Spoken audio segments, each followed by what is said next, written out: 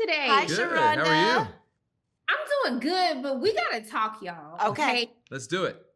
I need y'all on the show more. I really love the involvement that you have, like with the contestants, like on the ultimatum. And I need y'all to help these babies on Love Is Blind. You know what's funny? I think that the ultimatum actually came out of our interaction with season 1. And when we were in Atlanta, we were living there in Atlanta. We were living at, what was the hotel? The Lowe's. We were down at the Lowe's for like almost 8 weeks. And we really got to know the cast. But what they realized in the end was it wasn't about them needing us for a crutch and asking us questions and you know, relaying things off of us. Ultimately, this is their journey. It's an accelerated process on how the two of them navigate it as an individual, but navigate it together. Because at the end of the day, when all the cameras go away and there's no, you know, shining lights in a TV show, they're at their house and they have to work through that conflict and they have to work through that struggle, or they get to celebrate that praise and joy. And Nick and Vanessa Lachey aren't there going, y'all need anything? So they pulled back. And to your point, we were like, okay, well, it was a fun element to have us involved, but we get that it's their journey. So then the ultimatum came across our desk and we were like, this is an opportunity where we can be more involved and we can give our perspective. Never want to say that it's advice, because Nick and I believe, you know, who are we to give advice? But we can give you our perspective and we can give you what has worked or hasn't worked for us. But it's fun to watch them on Love Is Blind, just figuring it out. Okay, I still low-key want y'all to help them, but I'm gonna let it slide. But I do want to know, Nick, you've been a little spicy with the reunion questions lately. Like, I want to know, like, what brought about this change? I was like, Nick is getting his hands a little dirty. No, well, you know what? I mean, I think we approach the reunion as we need to ask the questions that the fans want to hear. You know, we all have questions as we watch the season. We need to find answers to those questions. But more importantly, it's an opportunity for us to tee up the people who are there on the stage, who have been through so much. It's a really emotional experience going through a season, and there's a lot of conflict that comes out of it, as we've seen year in and year out. And it's an opportunity for them to get those things off their chest and find some resolution to all the things that have happened to them over the course of the season. It's not necessarily for me to always interject or Vanessa interject. It's really about an opportunity to kind of give them the floor to say what they need to say, or ask the questions they feel like they need to ask to move on from, you know, from what is a very, very emotional experience and ride in a season of Love Is Blind. And sometimes you want to have a question come from him. Sometimes you want to have a question come from me. You know, it's like people can receive it differently if a man's asking a question about something or if a woman's asking a question about something. So we try, it doesn't always work out, but we really try to navigate that and who's going to ask which question and how we're going to ask it. And when you're in the moment with them and it's such a vulnerable experience, it's nice to know that we have each other's backs and we're there to support each other, but also that we have their back.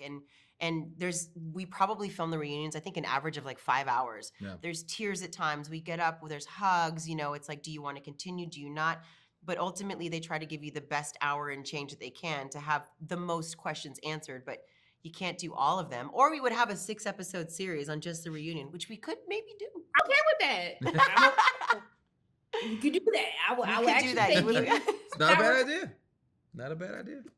But I mean, especially with this season, I don't know, as the seasons keep going, it feels like everyone, I don't want people not to have like this fairy tale like view of what love is, but it does feel like as the seasons go, like the content, they just don't realize how hard it is to choose to love someone. I think that's the part I feel like they keep missing. Yeah, and you actually brought up earlier with the musical chairs. Yeah, analogy. I mean, I think sometimes there is this feeling of, hey, it's the pod's time, it's almost done. I need to find somebody to, you know, propose to, and I think what's beautiful in this season is we saw a storyline play out where Madison and Alex. Oh, sorry, I don't know. Have you seen them yet? I've seen it. You're not gonna spoil it, but I saw it. And then, are we airing this after?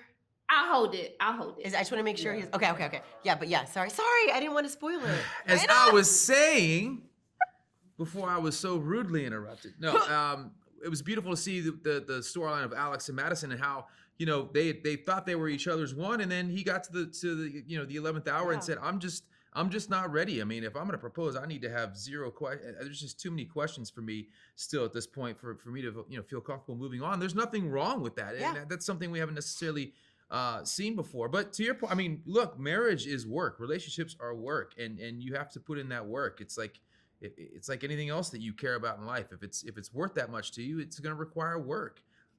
It's like Britney Spears. You better work. You want a Maserati? You better work, bitch. You want a marriage? You better work, bitch. Okay.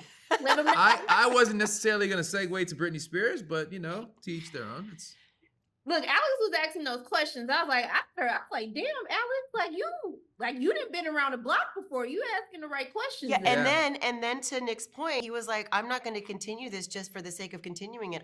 There's way too many questions for me to take that step to propose. So I don't feel that it's right, And we were like, whoa, okay. We like that storyline played out. Because to your point, we have seen seasons where the woman's like, oh, I proposal tomorrow, and I don't know, is it him or him? It's like, if you're that confused, you don't need to get engaged. yeah. Just pump your brakes, take time for yourself. But a lot of them are still learning that in this journey. And that's why it's interesting to play out, because everybody relates to somebody in the pods, or at least to a version of them. And I think, makes them look at themselves and what they're wanting in their own relationships, or how they're treating their partner, or what they're asking for. And so it's the beauty, it's the X factor of Love is Blind, girl. Look, I want to thank y'all for taking time out of your day to speak with me. We're going to chat again when we get the 6-hour reunion. But Love it.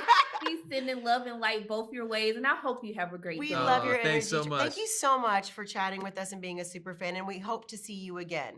Yes, it's going to happen. It's going to happen. Let's put it in the universe. Until next time. Bye. Bye.